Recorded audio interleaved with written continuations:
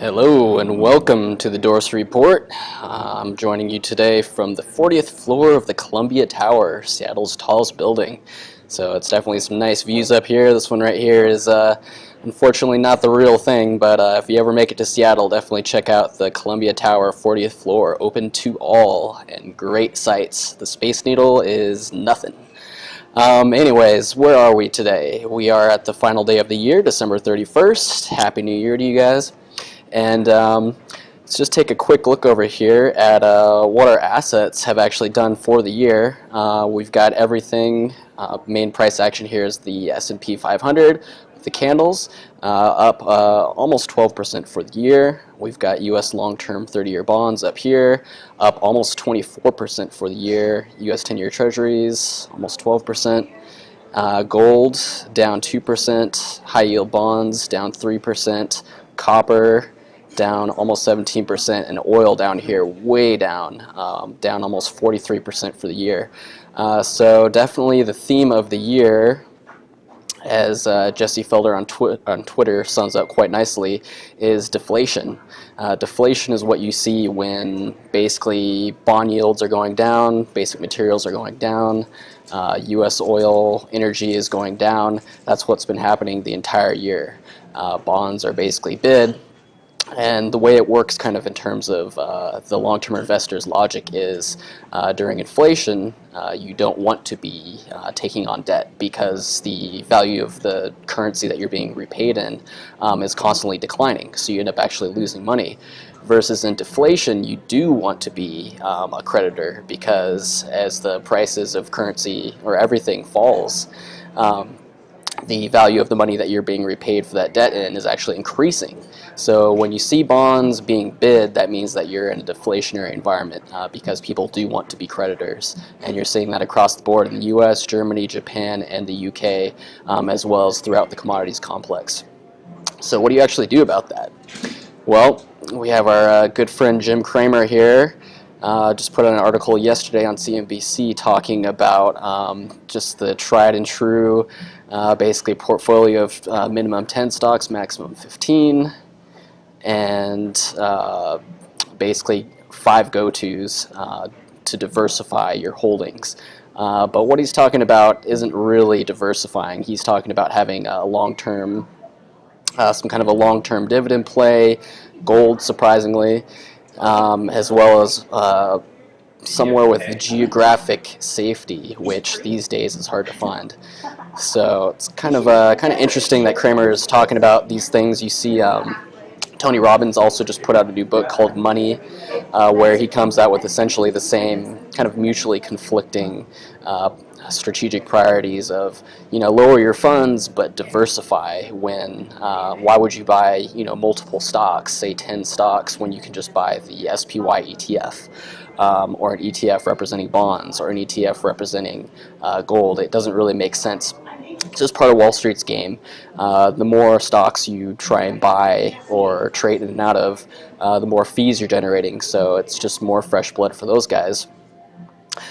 So what we need to do is basically move beyond kind of the simple idea of just diversification and trying to index to a specific asset, and actually look for some edges and ways to generate alpha. So some of the ways we can do that. So some of you may be saying, "Oh, whatever, everybody's trying to beat the market." Is it actually possible? Who beats the market? Even hedge fund guys, only 80% of them manage to lag the market somehow, even though they're getting paid all kinds of fees and they're supposedly the best in the business, right?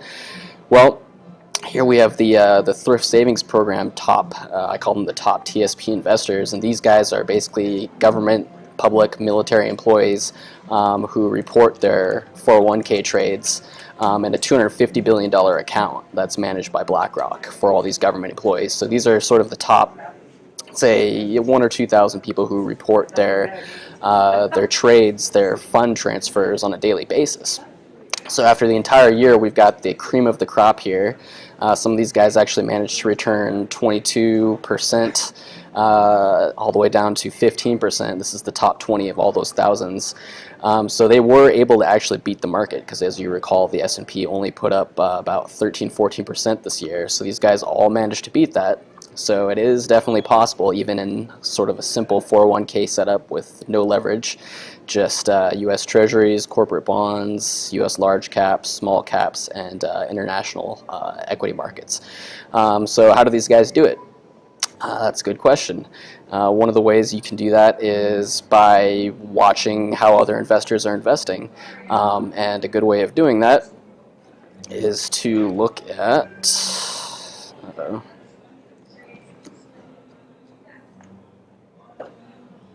So to do that, what we can do is look at fund flows.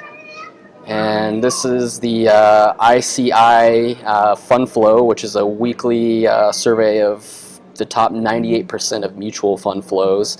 They basically look at inflows at the total equity, total bond basis, and then break it down to domestic U.S. equities, world equities, hybrids, and then on bond side taxables, munis, and such. And so what's nice about this is you can see on a weekly basis with monthly aggregates where money is flowing. And as of the week of the 17th, we've been seeing some pretty serious outflows. In fact, even though December isn't done yet, we've had major outflows of $12.5 billion out of equities and out of bonds for a total of almost $30 billion in outflows for December. We'll see what the final prints are, but those generally aren't good signs because, as we'll see, looking at an overall chart, going back to 2007, the last time we saw major outflows of even close to 30 billion, you see here 7/31, July 2008, basically right before the biggest part of the collapse. Then again, we see August 2011 during the first debt ceiling crisis, and basically just a big crisis of confidence for most investors. We also saw outflows at that level. And then again, during looks like summer of 2013 during the taper tantrum. So right now we're kind of sitting at all those major levels, unless we have some major buying in the end of December, which is unlikely because typically you see tax selling and closing out of risk for the year just as a kind of an industry standard. So definitely a time to be careful, but that's one way to kind of handicap risk. So where are we actually seeing any kind of inflows? Just municipal bonds right now. That's it. So if we actually, another way of handicapping that is to say, okay, well, let's take a look at the 10-year treasuries. What are the smart money, the commercial hedgers doing? And right now they're typically net long, but even in relative terms, they're even more net long the U.S. 10-year treasuries. So it's one place to go. And if you look at the even longer duration bonds, the 30 years, we see that. Looks like we're taking a little while to load here. Well, these guys are also net long. And then we can also look at sentiment on a social media platform like StockTwits, which is one of the most well-used platforms. And here we see that the TLT, which represents 20-plus year U.S. bonds, the sentiment is still kind of bullish. It's basically balanced out. It's not nearly as bullish as it was back in earlier November. So I'd say compared to 94%, 60% bull, that means we're probably in a decent buying location right here. So our takeaways are that looks like bonds, the longer the better, are going to be a place to be. If we go back to our relative asset performance here, we can see that makes sense. The 30 years definitely been competitive with the S&P at this point. Let's get oil out of here, give us a little bit better scale. Whereas the US 10-year has definitely been underperforming, and so have bonds in general, and especially the high yields. So it's probably a good time to take a look at the technical picture. So we've got our US equities versus our long-term bonds here. And what we see is that the ratio hasn't kept up with the solid black line, the S&P itself. In fact, it's tested the moving averages. Here's the 200 and the 55 and the 20, and it's actually been closing below that now, meaning that the 30-year bonds are actually stronger than the S&P 500, which is interesting. So as long as this persists, we're seeing these series of lower highs. As long as that persists, we definitely want to be long the denominator side of this ratio, which is the 30-year bond versus U.S. equities. And another thing we can look at is the allocations of our TSP investors themselves, and what the upper part, say the top 3, are doing versus the top 20, and that differential shows us where we probably want to put our money. And right now that's indicating U.S. Treasuries, because that's the longest these guys could go. So say anywhere from 10 to 30-year U.S. debt, and looks like small allocations into small caps and international, just sort of a higher risk hedge in case markets do have a little bit more upside. But looks like U.S. large caps is definitely not the place to be right now as far as the really smart money differential goes.